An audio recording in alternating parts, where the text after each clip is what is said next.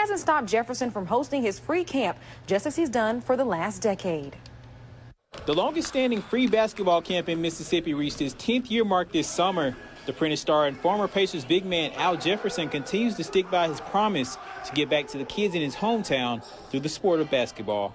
Yeah, it's very special. Always something I wanted to do, and to be able to do it. And now 10 years, and it's getting bigger and bigger. And you can tell the kids really appreciate it. The parents really appreciate it, and that's why it's worth it for me. It's a pleasure to come down here every year and work with these kids. Al is very giving, gives school supplies, he feeds the kids, basketball, giving his knowledge. It's been a pleasure to come down here and work with Al and help out. Donovan McGee, a regular camp attender, explains what he gets from Al's camp every summer. It gives you an opportunity to learn a game for like stuff that you didn't know already. You get to learn more from a pro player, so you kind of get the fundamentals and everything that the coaches are trying to teach us to make us better.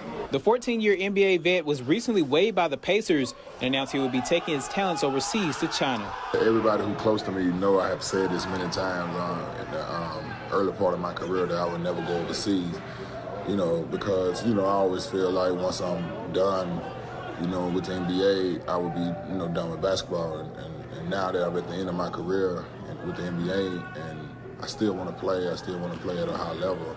With this time in the NBA possibly behind him, Jefferson shares how it felt when the reality set in. I got a little sad, a little emotional about not being in the NBA because, it's been my home for 14 years. That was something as a childhood.